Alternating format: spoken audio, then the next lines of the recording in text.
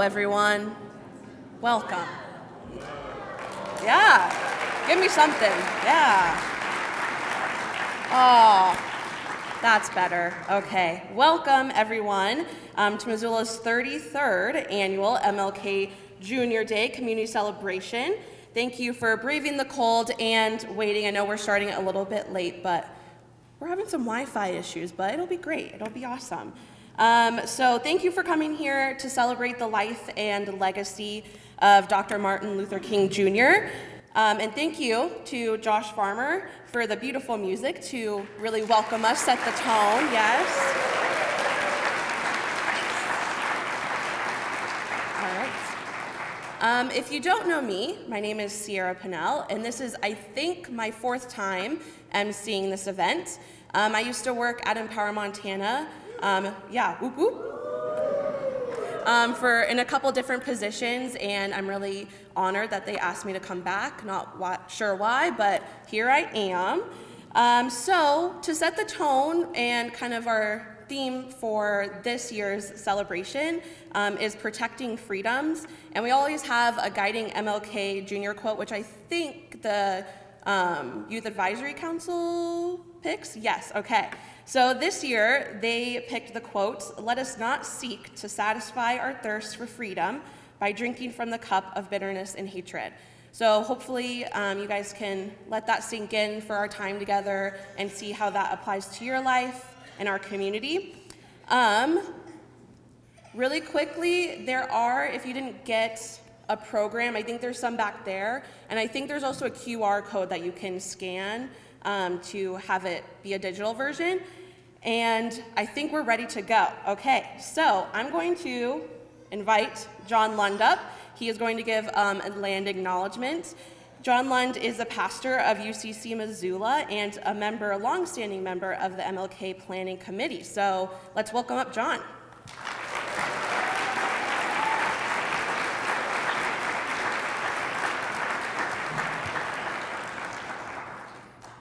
On behalf of the committee, we really thank you for coming out tonight. It's wonderful to have a full house here, and thanks for your patience. This is a land and people acknowledgement written by some of the good folks at UCC Missoula. In the interest of truth and healing, we acknowledge that the Salish and Calypso people have lived on and cared for this land for thousands of years. As part of Western expansion, settlers claimed this valley, including the land upon which this church is built. As witnesses to the historical and ongoing harm done by colonization to indigenous peoples, lifeways, and the land, we commit to learning from the original people of this place, to building friendships, and to taking action to work towards a more just and equitable future. Thank you.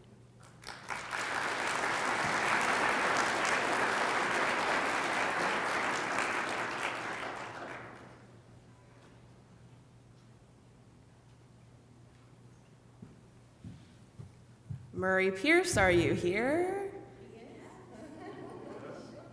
Come on over. Well, if you don't know Murray, he's amazing. He's a great speaker, as you'll hear, and he does give a pretty great eye roll, which I have received many of, but I don't think he'll give you one, so maybe you'll catch one later. But here is Murray.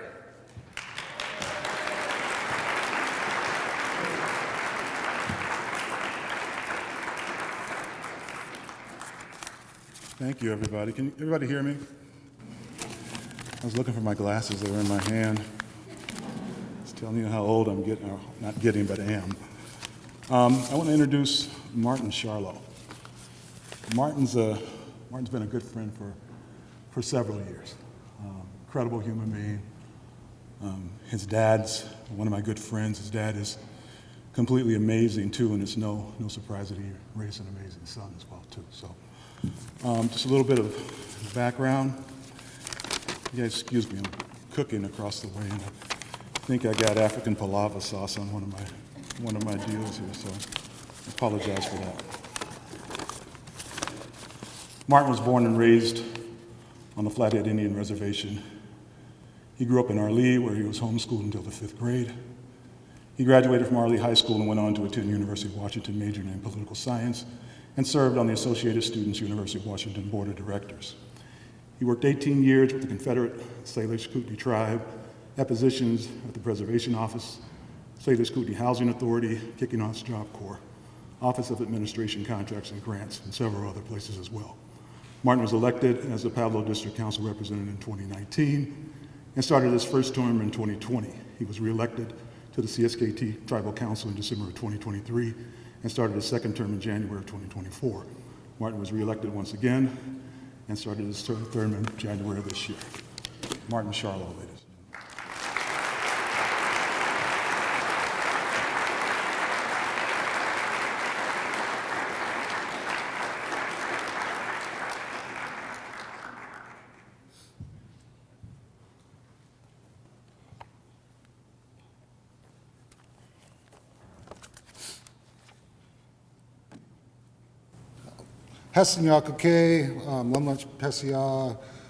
Good afternoon. Thank you, everyone. My name is Martin Charlo. I am, as Murray said, the representative for the Confederate Salish Kootenai Tribes. I also serve as a secretary.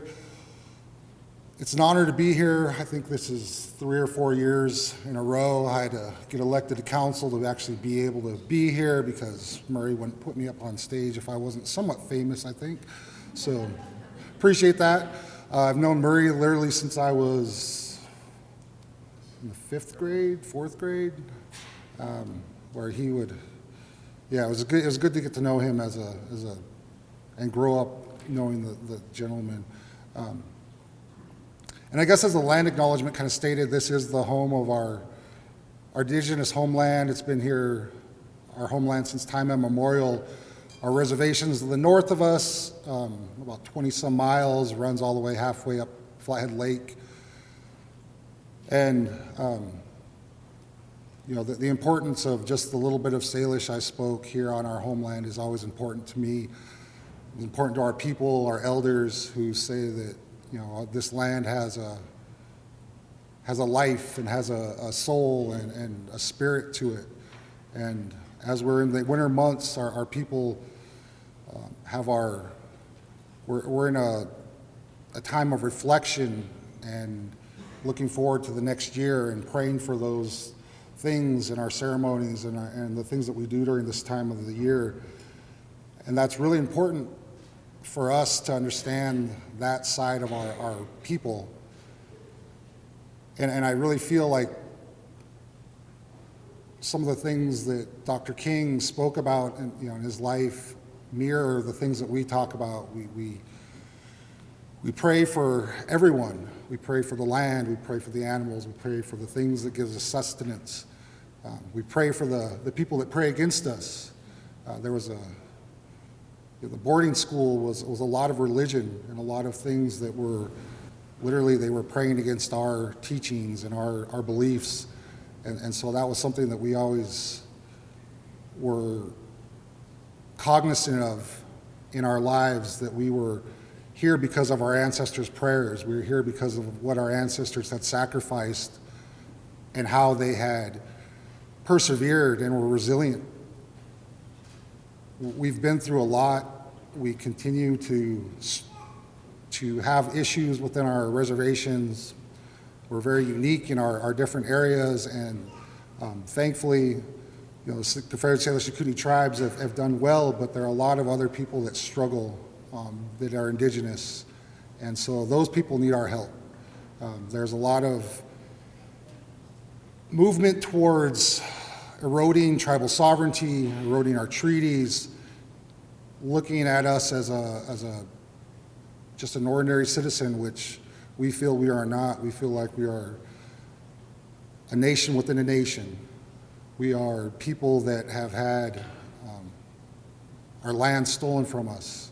We're people that have had atrocities against our people, against our children, yet we're still here, and yet we're still moving forward in a very positive way. We look to help everyone. We look to help our neighbors.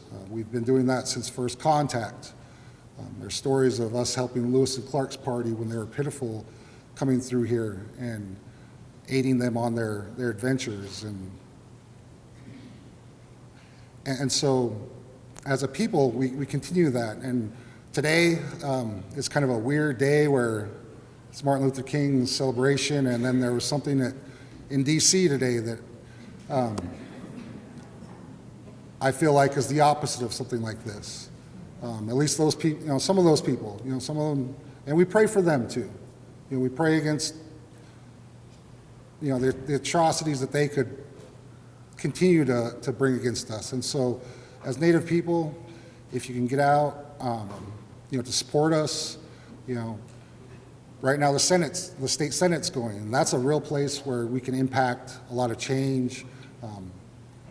There's going to be some bills that are going to be coming at tribal sovereignty. If you can help us in any way you can with your letters, emails, that means a lot. If you go to Helena, it's a short little trip over, go testify, for bills that are pro-peace, pro-people's rights. That's important. And just support us any way you can. We have a lot of local vendors that sell crafts. We have a lot of artists that do things. Attend our events. We have a powwow down that's going to be hopefully institutionalized in October on Indigenous People Day down at Caris Park. Come and enjoy that. Come in and learn something. Ask questions. We're always willing teachers, but we also are a little bit protective of our cultures and some of our things, and so be respectful of that as well. And I just want to take the opportunity to thank Murray, the Black Collective, for always giving us a voice here in our Indigenous land. It's an honor to be here. It's an honor to represent my family, my tribe, and also represent hopefully part of you guys that have kindness and those type of things within your souls. So, Lemlench Pesia, thank you everyone. Have a great day.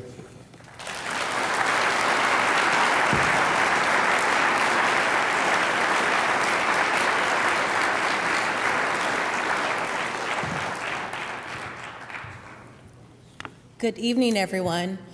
My name is Chris Young-Greer, and I am here with the distinct honor and pleasure to introduce Dr. Damien Chase Begay.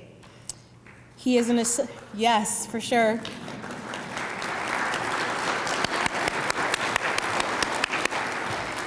Damien is an associate research professor of social epidemiology in the University of Montana School of Public and Community Health Sciences.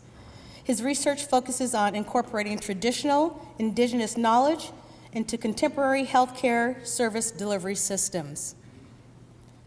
Previously, Dr. Chase Begay served as the City County Health Officer for Missoula, Montana.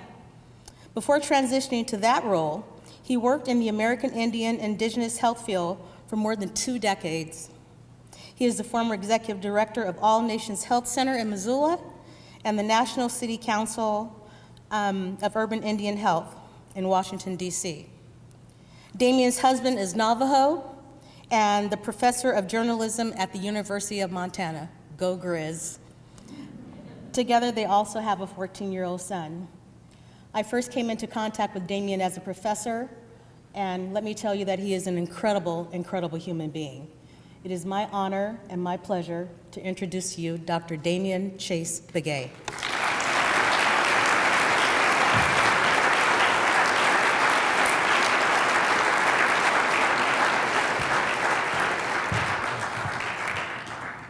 Well, after that, it can only go downhill from here.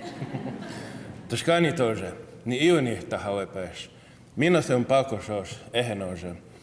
Good afternoon, everyone. My name is Damien Chase Begay, and I'm Mandan and Arikara, which are 2 of the 3 affiliated tribes of the Fort Berthold Reservation in North Dakota. It's an honor to stand here today and speak about a powerful and essential issue that ties together the struggles of the past and the possibilities of the future, the solidarity between Black and Indigenous communities. Though our histories and experiences are distinct, we share a deep and common fight against racial injustice, inequality, and the systemic oppression that has shaped this country for centuries. And today, I want to take just a moment to reflect on why Black and Indigenous solidarity matters, how it has manifested in the past, and more importantly, how it can continue to guide us toward a future of social advancement and health equity. At the heart of our solidarity is the shared experience of marginalization by colonialism, slavery, and systemic racism. Both Black and Indigenous communities have faced violence, displacement, and disenfranchisement. Violence at the hands of the state, violence at the hands of settler colonialism, and violence at the hands of a system designed to erase our identities, our cultures, and our respective ways of life. For Indigenous people, the theft of land and the forced removal from our ancestral territories are traumatic legacies of colonialism. The forced assimilation policies, disruption of our cultural practices, and the suppression of our language and our religion are all a part of a larger strategy to undermine our Indigenous identity. For Black communities, the history of enslavement, Jim Crow laws, and racial violence perpetuate a cycle of inequality. Generations of Black people fought for basic human rights, voting, access to education, healthcare, and economic opportunity, rights that were systematically denied. Yet, despite these painful histories, Black and Indigenous communities persist and have found ways to resist oppression together. The shared struggles of both communities have created a natural alliance, grounded in the understanding that liberation is intertwined and mutual. One example of this solidarity can be found in the civil rights movement. In the 1960s, when the Black freedom struggle was at its peak, Indigenous leaders such as Vine Deloria Jr. and Russell Means were out speaking on the rights of Native people, focusing on land rights, self-determination, and sovereignty. Their advocacy mirrored the work of figures like Dr. Martin Luther King Jr. and Angela Davis, who fought for racial justice and broader social justice. The 1973 Wounded Knee occupation in South Dakota, led by AIM, the American Indian Movement, is another powerful example. Members of AIM, including Leonard Peltier, who 50 years later, just today, was granted clemency by President Biden,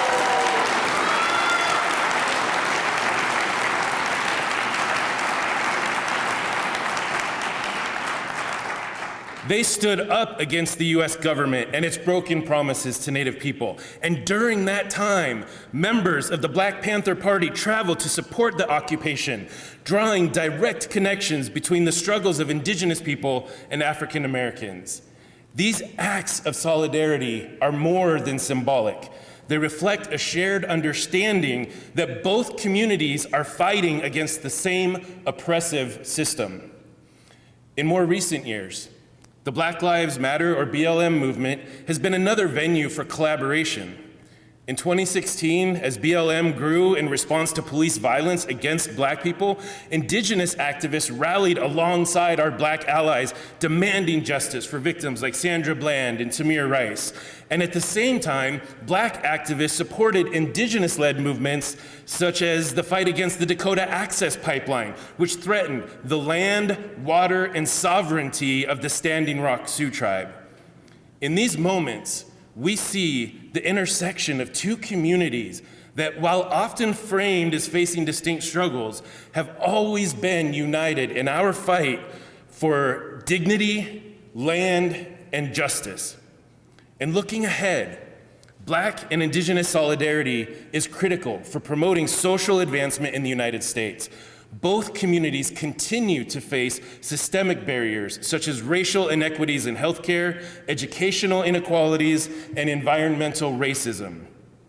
Recognizing the shared nature of these struggles gives us power.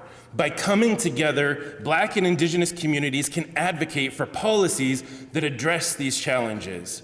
A powerful example of this is the Poor People's Campaign, which began in the 1960s under Dr. Martin Luther King Jr. and has been revitalized in recent years. And this campaign, now with strong Indigenous participation, calls for a comprehensive approach to addressing the social determinants of health, poverty, housing, and education by advocating for the redistribution of resources to communities most in need.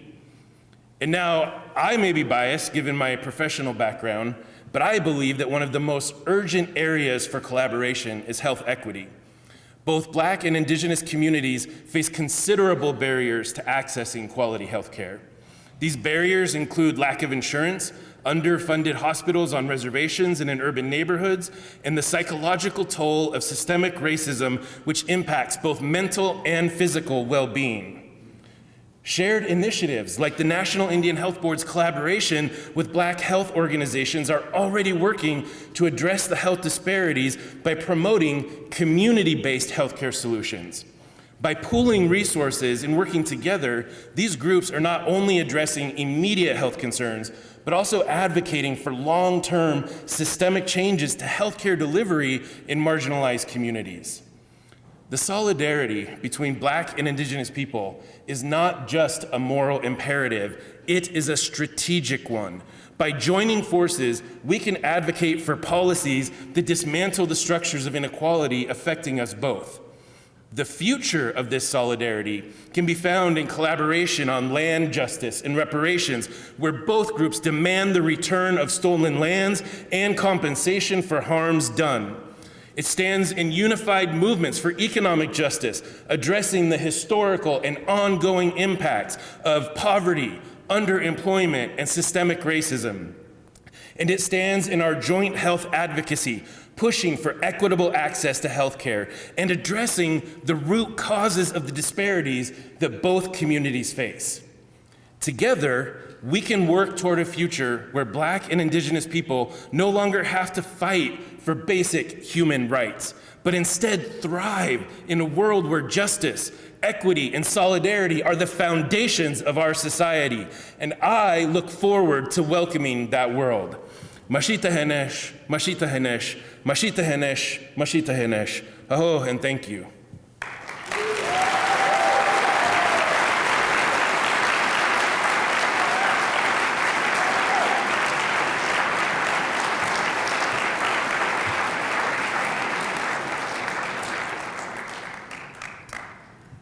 All right. So next, I'm really honored to introduce the very, very talented Lizzie Millslow, who is going to be singing the Black National Anthem. Lizzie is a college student and organizer here in Missoula. She has been a member of Empower Montana's Youth Advisory Council since 2019 and is a co-founder of ABBY, the Association of BIPOC Youth. She is passionate about bridging the gap in support between students of color and their white counterparts. She is a lover of theater and music and believes in the ways art is used for meaningful storytelling. She has consistently advocated for young people in Montana and is continuing that impact through political engagement, youth programs, facilitating, and the arts. I've known Lizzie since she joined Empower Montana, and I think she is just a beautiful representation of how important it is to give young people and youth the space to create and lead and grow. So please welcome me in join me in welcoming Lizzie Millslow.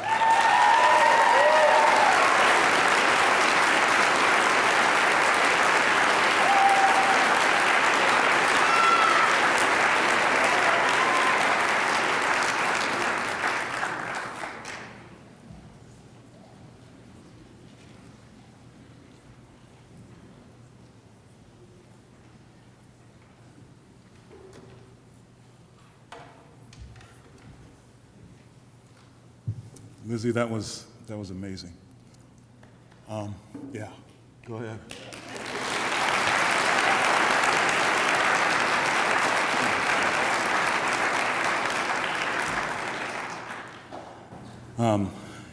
You got me on that. From the kindergarten to the 6th grade in Cincinnati, Ohio, we sang that song every morning. And it was nice to hear it done that way. Thank you. I'm here to talk to you about the history of the committee, but I think that that's in our program, if I'm correct. And what I'd like, you can read that. What I'd like to do is to tell you something about the amazing people that put this on every year. We will start a couple weeks from now with a recap, looking at what we've done right, looking at what we've done, not necessarily wrong, but what we could do better. And that's what empowers us to move through to the next year. We start sometime around February, no, God, no. We start in September, yeah, Heidi. We start in September, October, right around that time frame. We get together through Zoom or through personal meetings if we can do that. Understand that this is an all-volunteer corps. Everybody here volunteers. Nobody's paid for what they do here. People are doing this because they're concerned about our country, they're concerned about each other, they're concerned about individuals as well as groups. We solicit sponsorship from different folks around town. We put together menus for food. We put together this program. We find monies to pay our young people who are so amazing in terms of their writing and their speaking, their artwork. You'll hear that today. And those of you who have not been here, you will, I guarantee you, be amazed by the work that they do. And we have people that help to judge those things. Young people are an integral part of what it is we do through Empower Montana, through the Black Student Union. These folks donate their time, their care, and their concern to bring this program to fruition. So I would just close here. I know I'm late, but I would just close here by saying this, that your part is important too. I appreciate your being here today. I don't underestimate the power of your being here, but also you need to do something beyond today. You need to resist. Speak on it. You need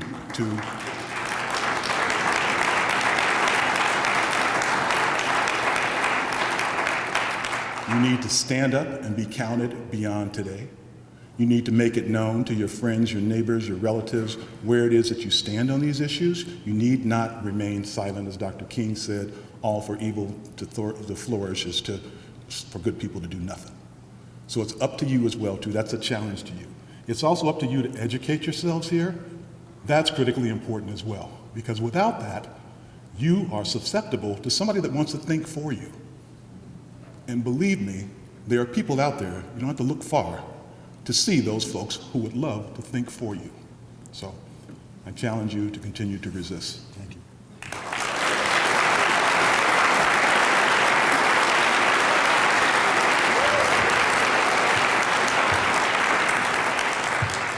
Thanks, Murray. I am back to introduce more music, yes. Okay, the community choir is gonna come up in just a moment. They are all volunteers from over Missoula community. It's directed by Christopher Hahn, woohoo, yes, and Alice Williams, I think, is gonna be accompanying. The choir volunteers and performances are facilitated by Robin Kendall and John Lund, and they're going to sing 2 songs for us, Precious Lord and Deep River. If you were here a little bit before we started, they were practicing and they sound amazing, so I'm excited that everyone now gets to experience it. So welcome up the community choir.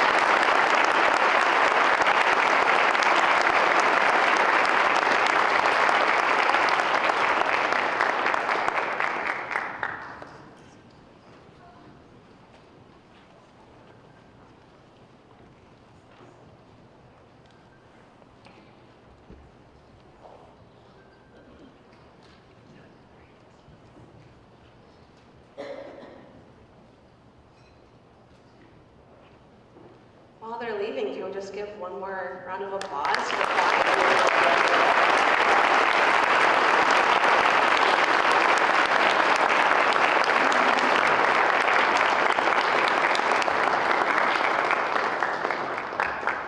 We're now going to move on to our keynote speaker, which I feel, I don't know, by that music, I just feel ready to hear some really powerful words as well. So I'm going to introduce Deidreana Freeman. She is a dedicated public servant, racial equity advocate, and leader in community development finance. Elected to the Durham City Council in 2017, she represents Ward 1 with the focus on advancing economic, and environmental, and racial justice. With a steadfast commitment to racial, economic, and environmental justice, she brings a wealth of experience in community organizing, public service, and community development finance. Raised by her mother, Deidreana witnessed firsthand the challenges of racial and economic inequity. The experience instilled in her a deep commitment to advocacy and a belief in the transformative power of community-driven solutions. Her educational and personal experiences have provided her with a unique perspective on how policies and investments can empower communities, particularly those that have been historically marginalized. So let's welcome up our keynote speaker, Deidreana Freeman.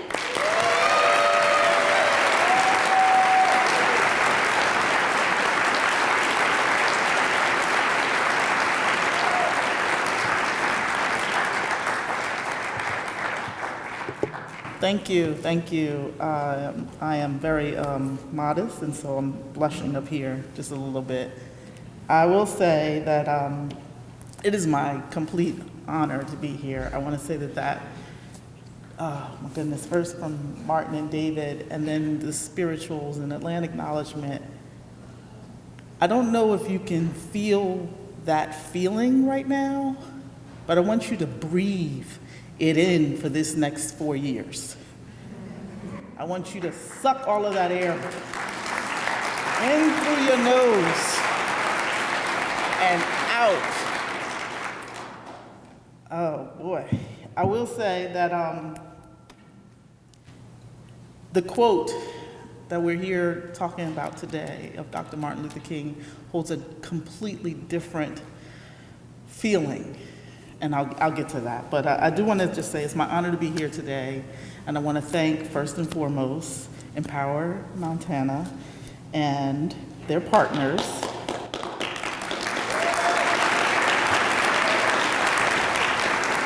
I want to also thank the MLK Planning Committee for the invitation and all of you who took part in pulling this together today. I know that it's a Herculean lift. It's a big lift. And all of you are here today for this very special occasion, and an annual event that has been held for 33 years, which is a commendable thing. I do want to say that it's also an honor to be here to speak on behalf of leaders who make our race proud. And I'm going to read that quote just one more time.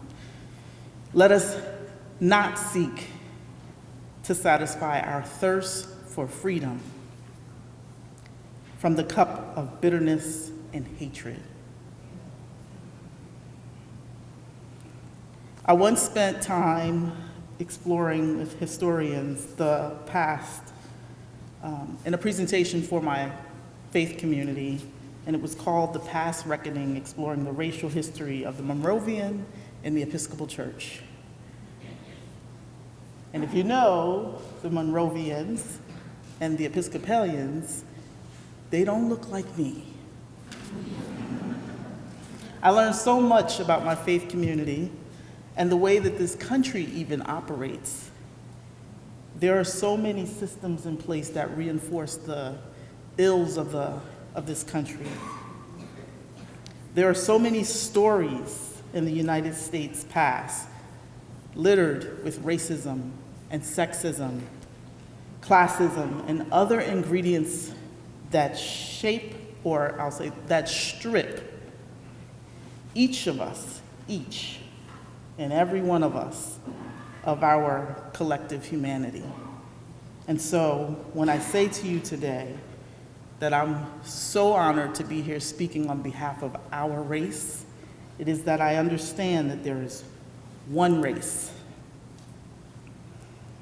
I understand the harms of the past have yet to be reconciled, and I understand that there is only one race scientifically. But I also understand fully, with complete knowledge, that the constructs of race, the social constructs of race, have been sorting people out and away from their humanity. We cannot ever forget that we are the human race.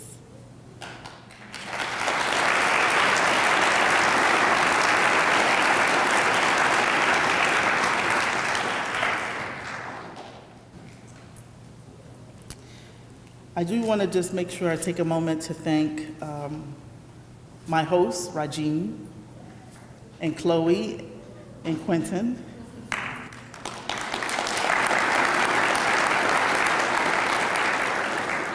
The Seabrook family and friends have been wonderful. I've had a chance to get to experience a little bit of Missoula, even with all the snow. And it's very exciting. So I did want to just make sure to say a thank you. And actually have prepared remarks, but today was the day, and I just needed to say a few things. I do bring greetings and warm tidings from the great state of North Carolina by way of the Bull City Strong community that I represent. As a city council member in Durham, I want to say I'm the daughter of Watona Harris and Kevin Duncan, who I met as an adult, and two grandmothers that I never had a chance to meet in this life. Yet I stand here today, shaped by their stories and their struggles and their love. When you hear Negro spirituals like this, I can't help but tear up, because I know it is the sacrifice of the people who came before me that build me up. I stand on their shoulders, and I hope to make them proud. I only hope. So today, January 20th, 2025, we celebrate the life and the birth of an unborn child born who would become Dr. Martin Luther King, a man whose legacy became a national holiday in 1986.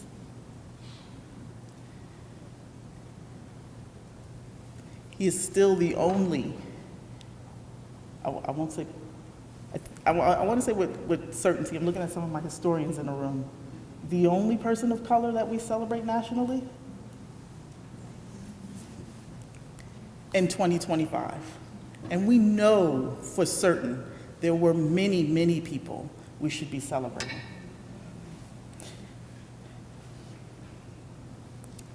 His legacy is uplifted based on the work of his wife, Coretta Scott King, and many others, but she was a civil rights leader in her own right, and she made this happen.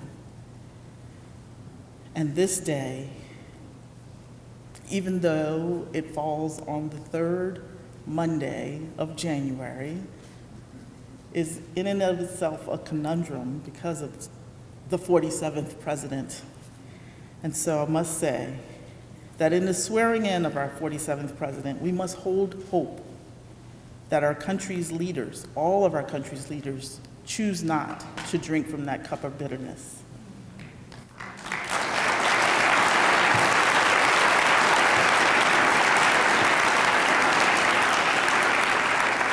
I'm going to be very honest and candid with you. I'm going to struggle for a little while.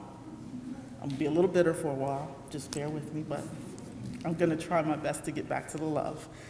As a leader in my community, I seek to uplift history and the history of our country, not in hatred, but in love. I stand here today not in despair, but in hope. Hope that the words that are coming out of my mouth will actually meditate or give you meditation in your heart. Have you ever thought about what it took for Dr. King to become Dr. Martin Luther King Jr.? I have a little picture in my mind. It's a young boy, and his name is Martin. And if you've ever seen that picture, you can see it's his 5-year-old self, not his 10, 20, or 30-year-old self. It's his 5-year-old self.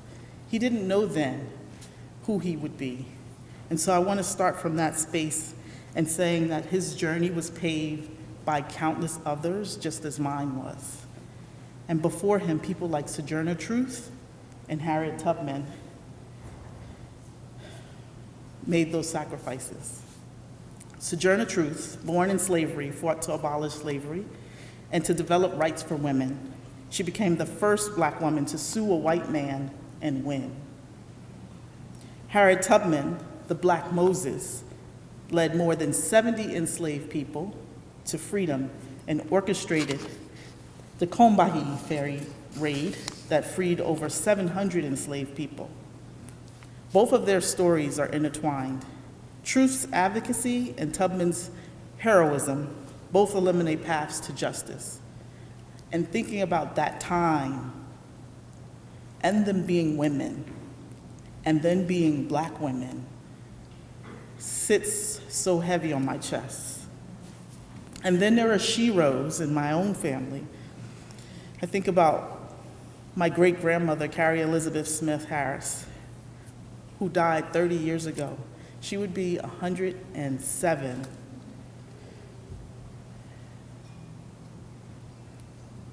Her birthday's coming up on February 4th. She would have been 108.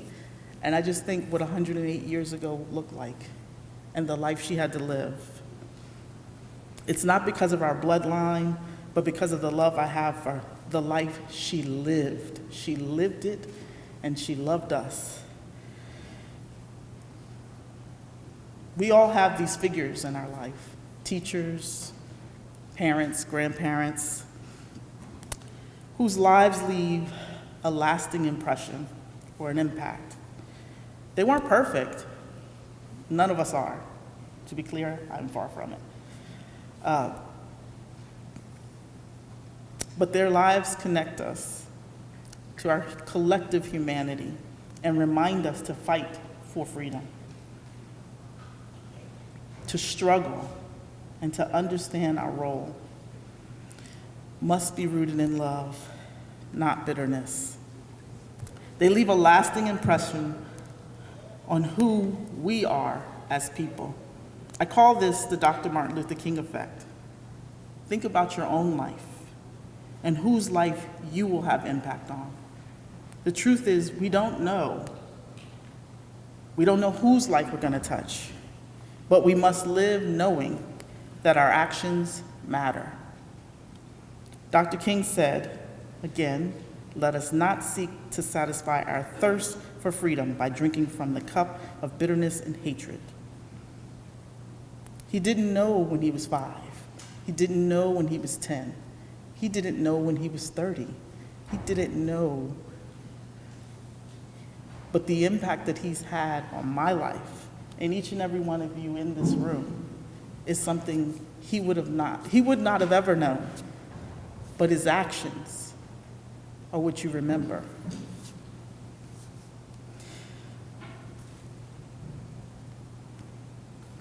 On this day of service, I want you to think about who you're honoring.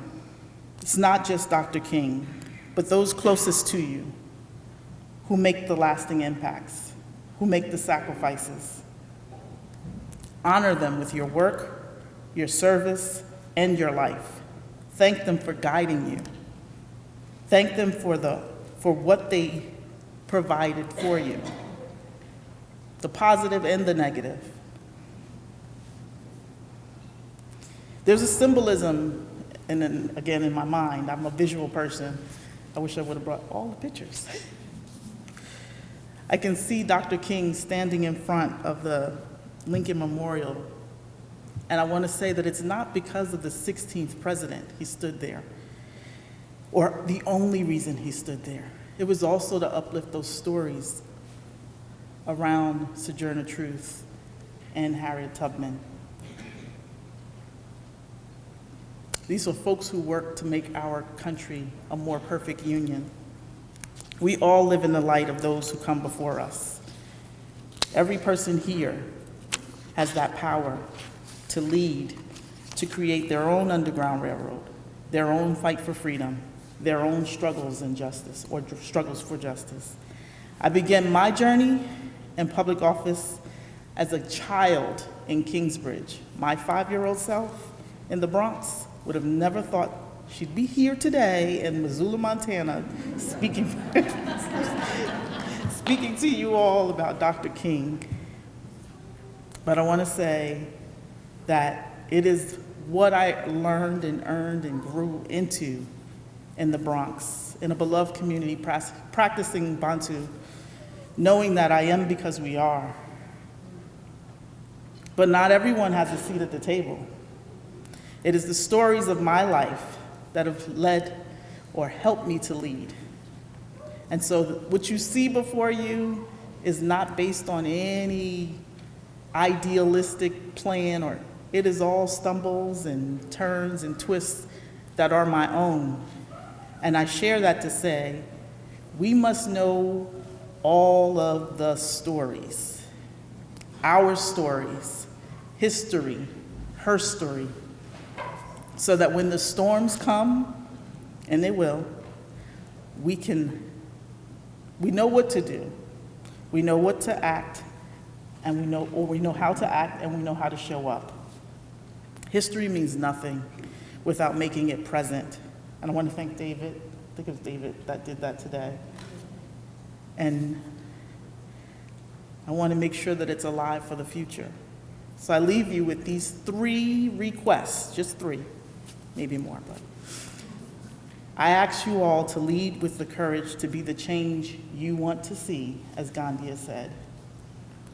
I ask that you live into your vision of what a collective humanity should be, and know that there is good in this world. And one last thing, I need you to laugh and to dance with those you love often. So I want to just ask you to think about it and think, what will your story be? Because that is what history will be, and her story will be. And I want to say thank you.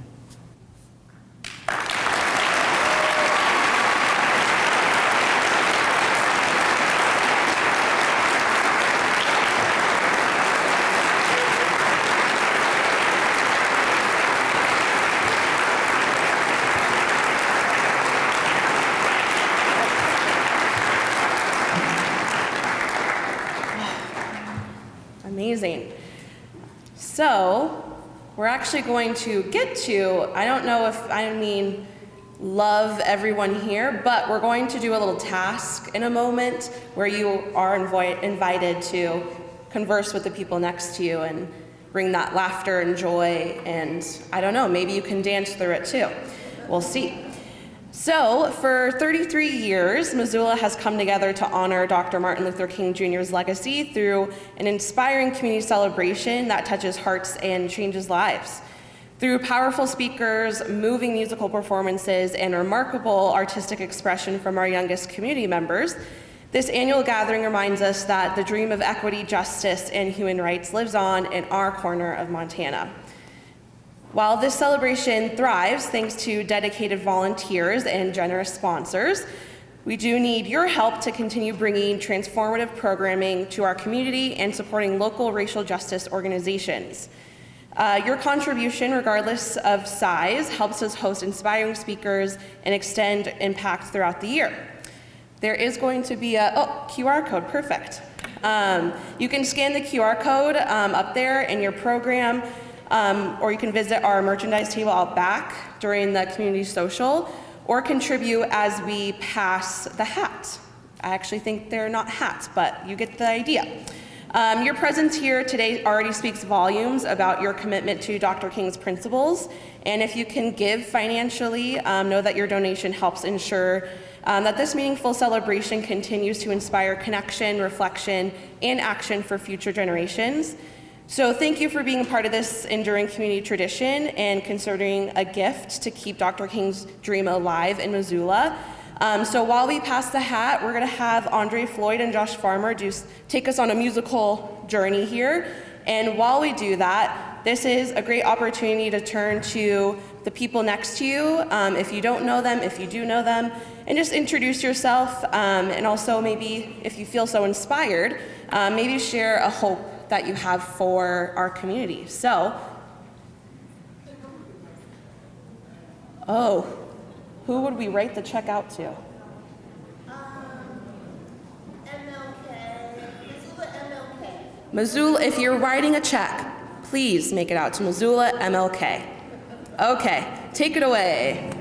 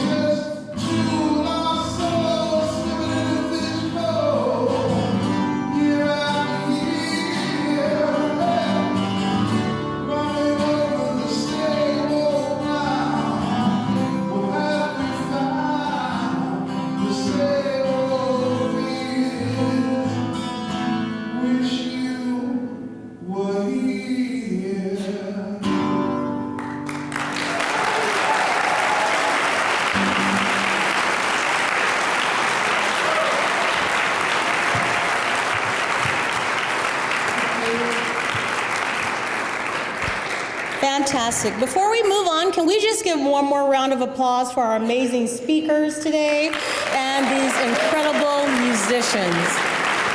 Amazing. So I am here to speak on the Montana Black Collective of Missoula. The Montana Black Collective of Missoula was born out of a need to address the emotional impact of an incident that happened right here in Missoula during a rally at the Missoula courthouse.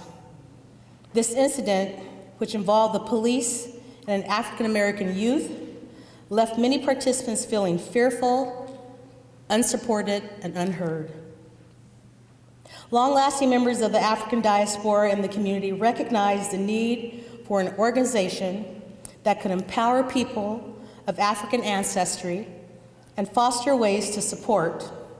And as a result, they continue to meet and discuss forming an organization to help those in need. These discussions eventually led to the formation of the Montana Black Collective Missoula. Our organization is dedicated to empowering people of color in Missoula by providing community support cultural heritage protection, and personal growth and development. We are committed to dismantling racism, promoting diversity and inclusion, and advocating for equitable outcomes. Our core values include education, cross-cultural understanding and compassion, civic engagement, social justice, economic justice, and transcendence. I hope that you will join us in our efforts to continue to build a more just and equitable society for all. Our founding members of the Montana Black Collective of Missoula are Mr. Murray Pierce, Jason Forges, Rajim Seabrook, Jayton Simpson, and Jason.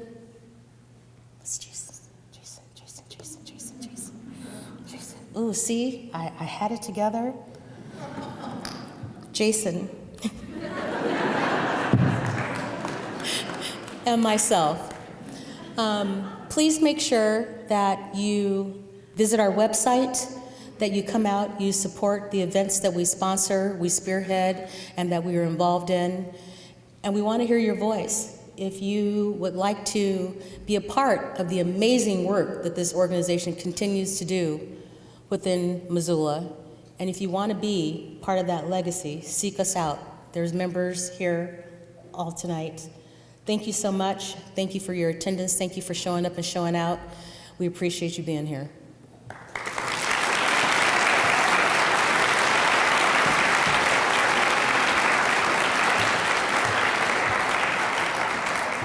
All right, thanks, Chris. We're now going to move to our youth keynote speaker. It's one of my favorite things that really Empower Montana and this event do is really highlight our youth. So I'm excited to hear from Katie Carson. She is a recent graduate of Hellgate High School and is a passionate advocate for inclusivity and social justice in her community. Her leadership was notably demonstrated through her work spearheading Diversity Week at Hellgate, where she successfully connected with prominent community leaders to advance her mission. Despite being at the start of her career, Carson has already shown remarkable dedication to civil rights advocacy and community engagement. She approaches her work with gratitude for those who have inspired her and determination to create meaningful change. So let's welcome Katie Carson.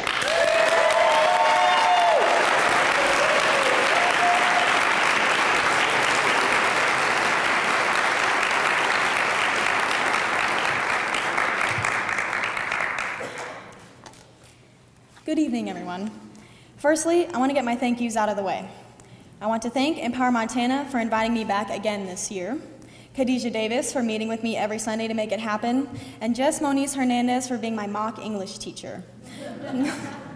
Of course, I will thank my family, both my uncle and my father, for being my two pillars of many among this journey.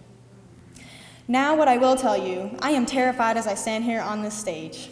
But upon seeing all of your beautiful faces, my blood calms and my heart slows.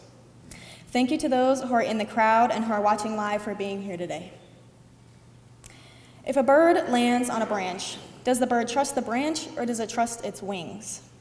I've seen many birds land on branches, but what I've never seen is a branch break and a bird fall and die. Trust your wings. If you trip and fall, do you trust your arms to catch you or the unforgiving dirt below? Trust your wings. When you leave dinner on the stove for too long, do you give up and starve, or do you wrangle up the kids and get them all biggie bags from Wendy's? Trust your wings. When you get rejected, do you admit defeat, or do you strive for eminence? Trust your wings. When you get up in front of a big crowd to give a speech for MLK Day, do you let your heart race and voice tremble, or do you get up there and do the damn thing, scared? Trust your wings.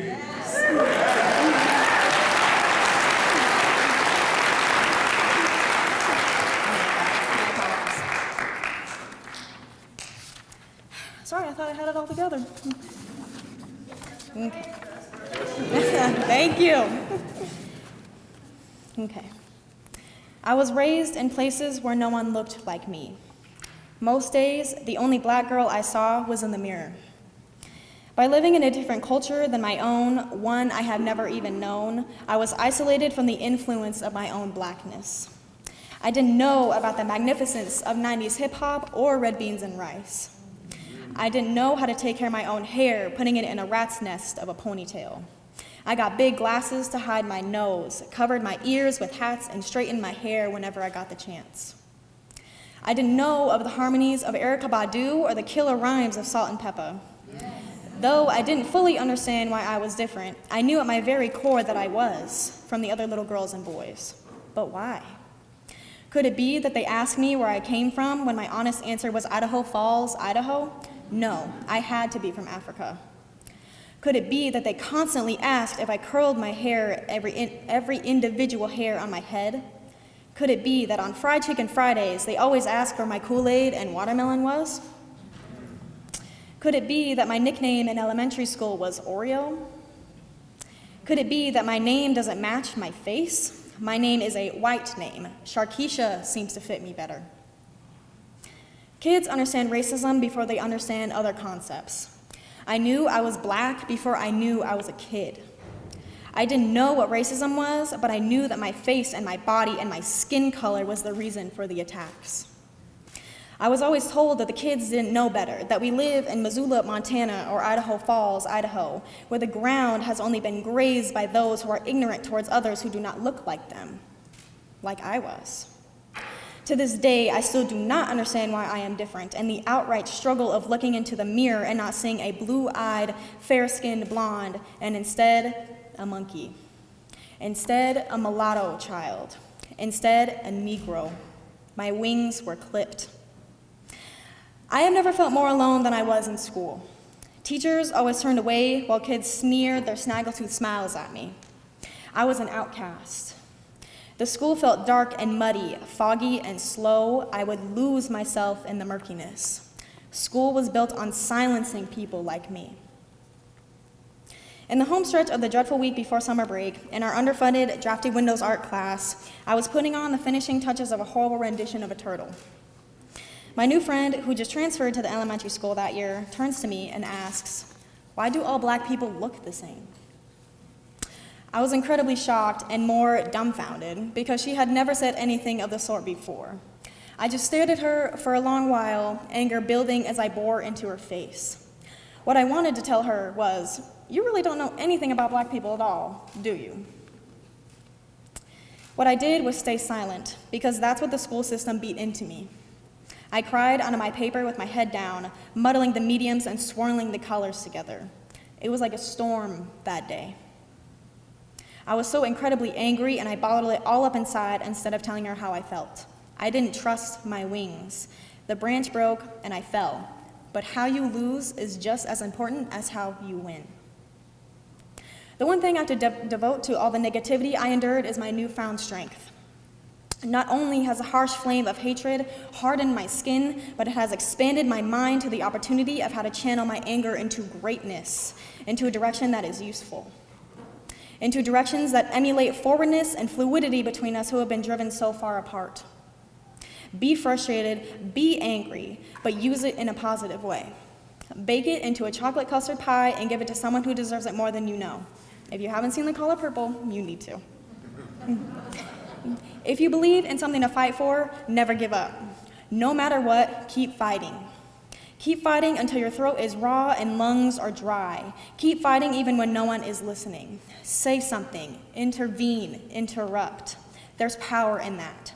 Externalize, do not internalize. Sing your heart out to Erykah Badu and dress up as a one-man Salt and Peppa for Spirit Week at school. Tell your teachers when you see hatred being produced. Let your curls fly and pierce your nose to draw more attention to it. Break it down to TLC. Trust your wings and fly to the skies and love your blackness. Eat your weight in red beans and rice and tan in the summer. Help your brothers and sisters alike. One last conceptualization from my gospel. I hate tomatoes. I hate them with a passion and ask for them off my burgers every time. But if I see one wilting in my garden, will I not water it? Will I not change the soil and give it more sunlight to go strong? Will I not check on it every day? Many times I didn't trust my wings. Many times I fell and didn't get up, until I tried. Until I opened my wings haphazardly and the wind took me soaring. I saw everything I couldn't, limited to the ground, but now I rise. I soar. I ascend into my anger and bring it down into positivity, giving it amongst the people of Missoula. Spread your wings into the sunlight and let them be warmed by the rays, to then wrap them around those who cannot do so, who have not found their wings yet. If a bird lands on a branch, does the bird trust the branch or does it trust its wings? I've seen many birds land on branches, but what I've never seen is a branch break and a bird fall and die. Trust your wings. Trust your wings. Thank you.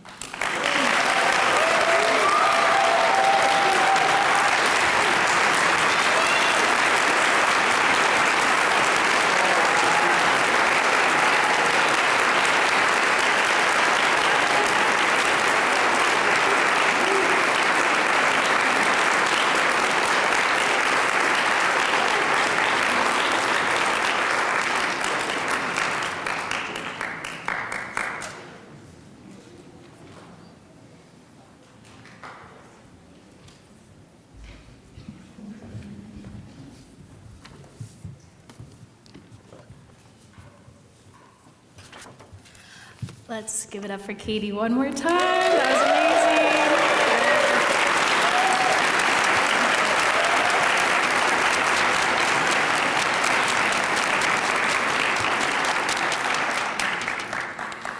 Hi, my name is Jess Moniz Hernandez. I'm the Director of Youth Engagement with Empower Montana. And up here with me are my two bosses, the Youth Advisory Council legacy members, Lizzie Mills Lowe and Sylvie Agnoti Tower.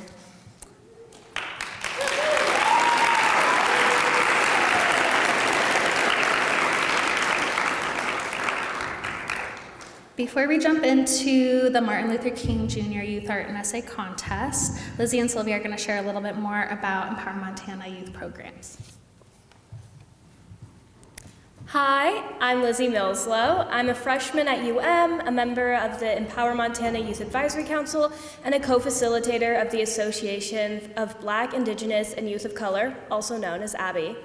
I was introduced to Empower through the annual Youth Leadership Institute. The Youth Leadership Institute is a summer camp that focuses on empowering young leaders to fight against oppression.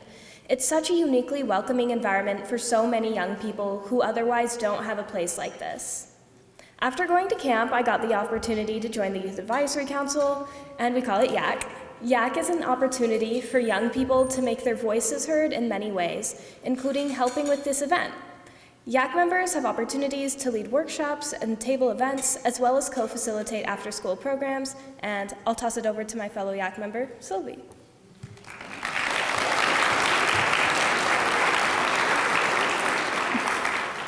Hello everyone, I'm Sylvie, a sophomore at U of M, a member of the Empower Montana's Youth Advisory Council and co-facilitator of Association of Black, Indigenous, and Youth of Color, also known as ABBY. ABBY was founded by Lizzie and I with the intention of bringing young BIPOC folks into a space of support and connection and to build resilience in response to experiencing discrimination. We have enjoyed mentoring the group and guiding discussions to foster community. If you'd like more information about Empower Montana youth groups, we have flyers on the back table with registration information that way.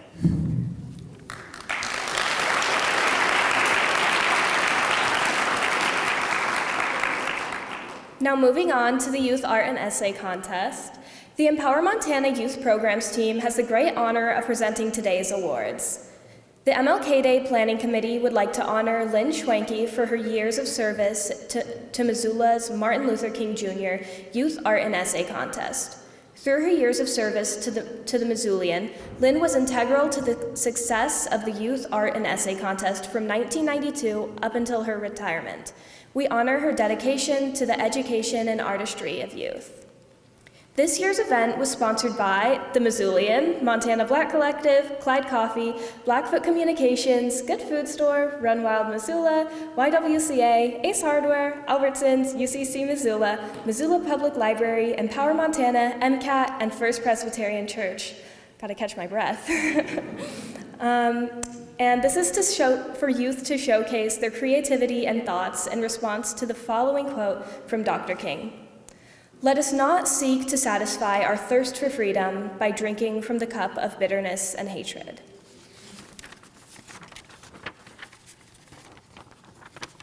We had so many great submissions this year. There were over 250 submissions from schools all over Missoula County, and we want to make sure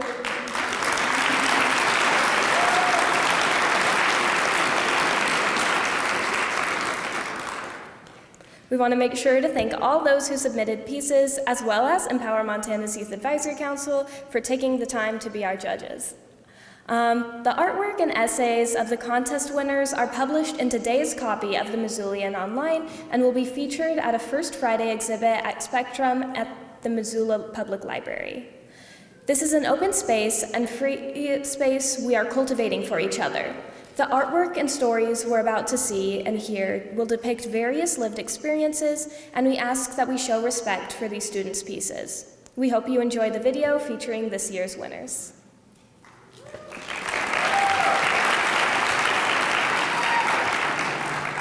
Okay, before the video starts, I just want to let everyone know, we will read winners by category. Winners, please stay up on stage after your name is called so we can celebrate you and take a photo.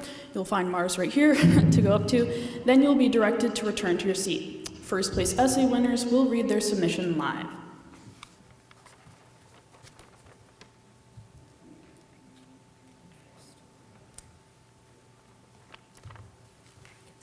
Oh, okay. All right, so for third place art winners, we have the K through second grade winner, Valen Whitfield.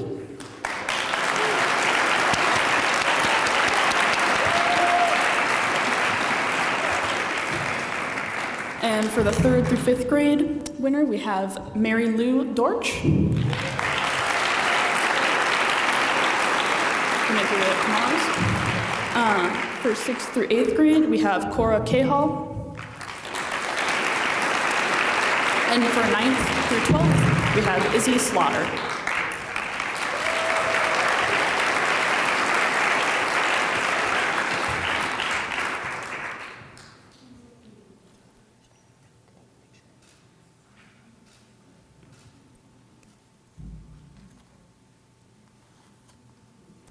All right, and for our second place art winners, for K through second, we have Mabel Cashman.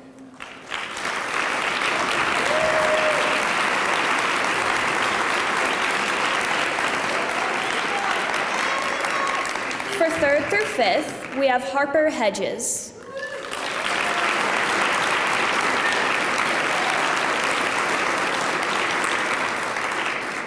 For sixth through eighth, Charlotte Engel.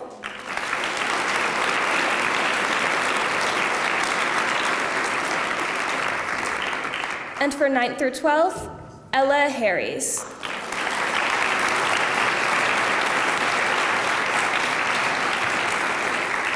All right, for our first place art winners, we have K through second, Oren Green.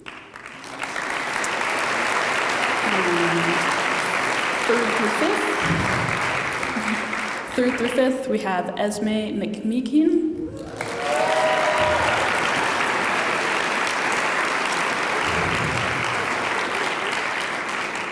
For 6th through 8, we have Opal Jakupak.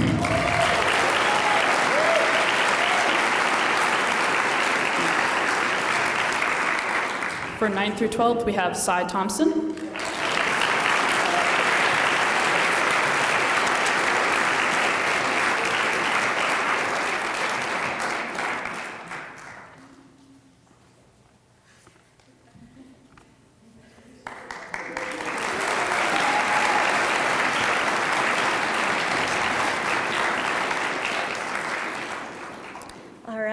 And for third place essay winners, for 3rd through 5th grade, we have Everett Frank.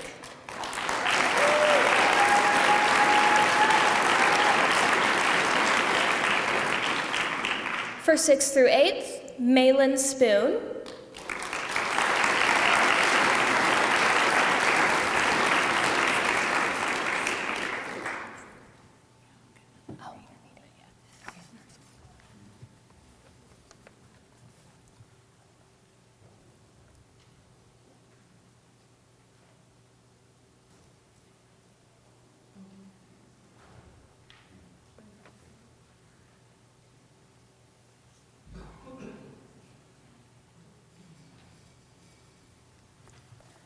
All right, and for 9th through 12th grade, we have Grace Horner.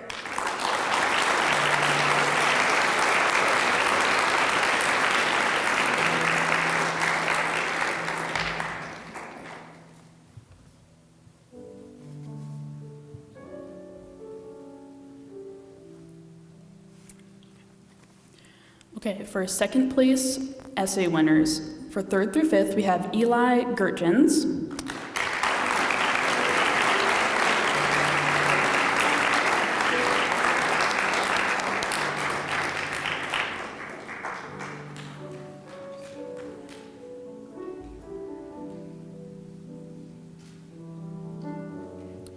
And for 6th through 8th, we have Poppy Hunt Gladish.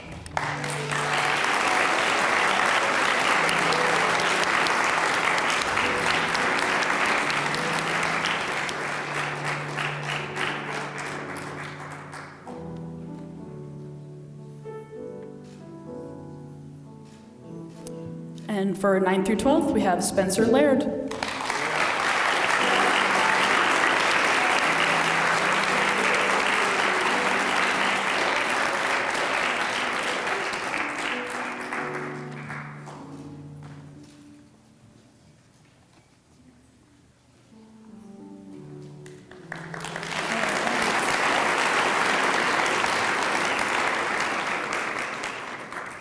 And now for our first place essay winners.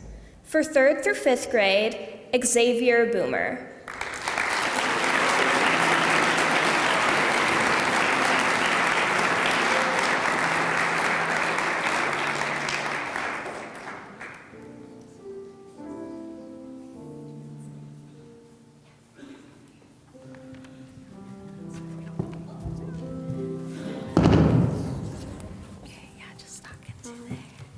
If you drink from the cup of peace, it will make other people want to drink from it.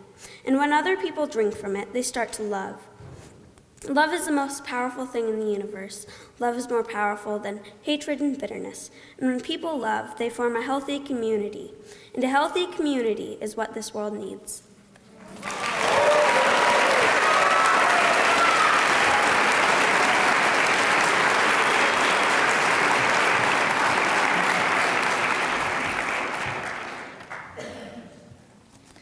For 6th through 8th grade, we have Aaliyah DiDomenico.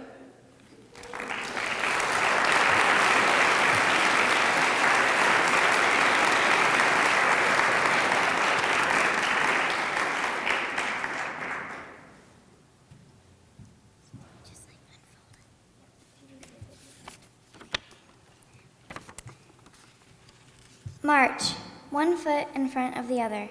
Faces pointed towards the faint promise of justice. Why show hate when we can love, when we can speak? Halt. When they point weapons, fight back with words of freedom, and be better than the ones we are fighting against. Let us show that love to those who are neglected. Believe.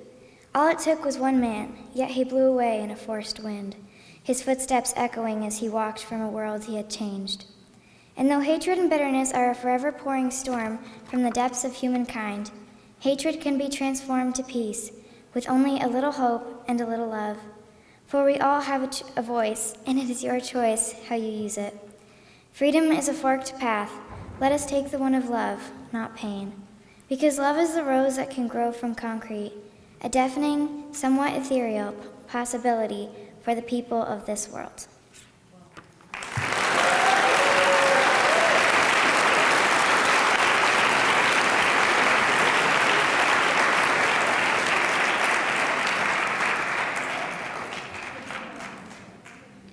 And then for 9th through 12th grade, we have Magnolia Godry.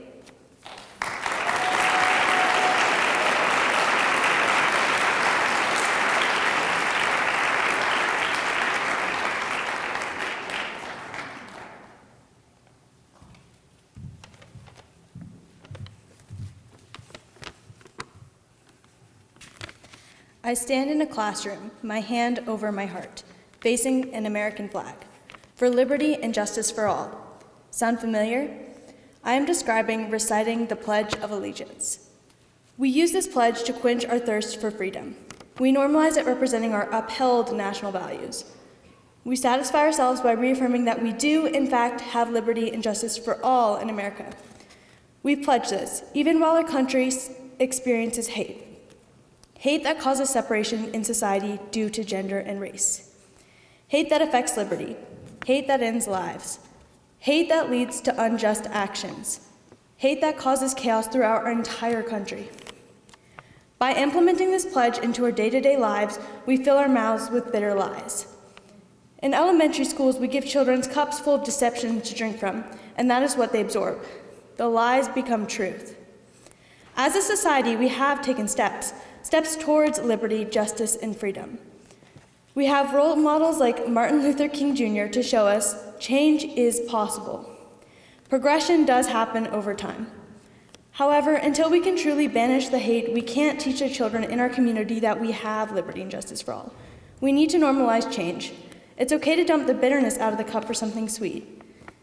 We can combat the hate in our community with kindness. At that point, we no longer need to lie. We will have liberty and justice for all.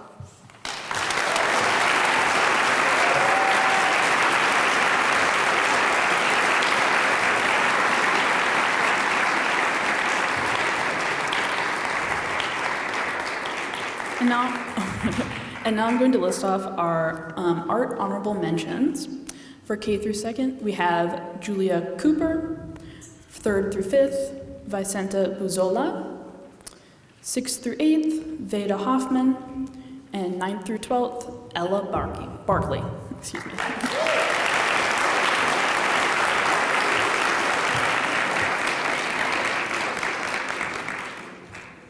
And honorable mentions for essays are for 3rd through 5th, Charlie D'Amico. 6th through 8th, Parker Bell Semenza. And for 9th through 12th, Grady Cadden.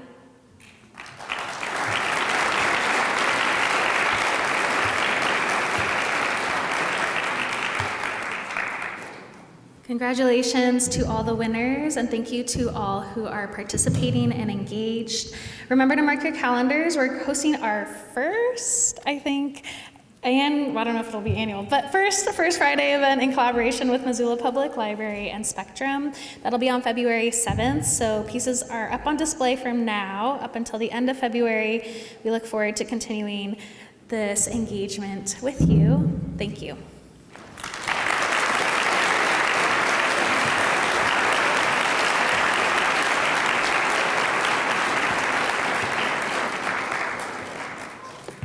Amazing.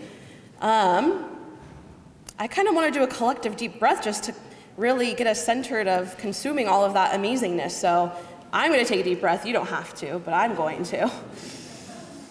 Whew. Thank you all for joining us today. It's amazing to see so many people here for this cause and for this day. Thank you. I really quickly want to read off all of the committee members for this event, just because they are important and they helped us so much. So I'll read them all and then we'll give a nice round of applause. So thank you to Chris Young-Greer, Khadijah Davis, Lizzie Millslow, Murray Pierce, Regime Seabrook, Jayton Simpson, Dexter Royce, Paul Renault, Lonnie Nielsen-Cattell, Heidi Wallace, Tobin Shear, John Lund, and Chloe Williams. Thank you so much.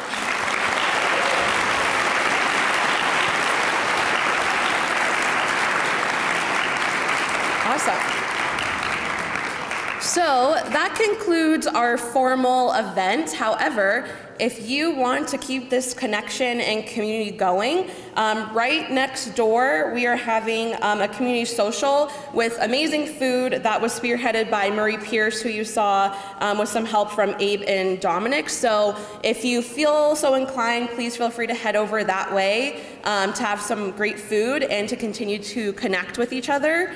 And stop by the table, I think, is still out back if you want any merch or any information about Empower Montana.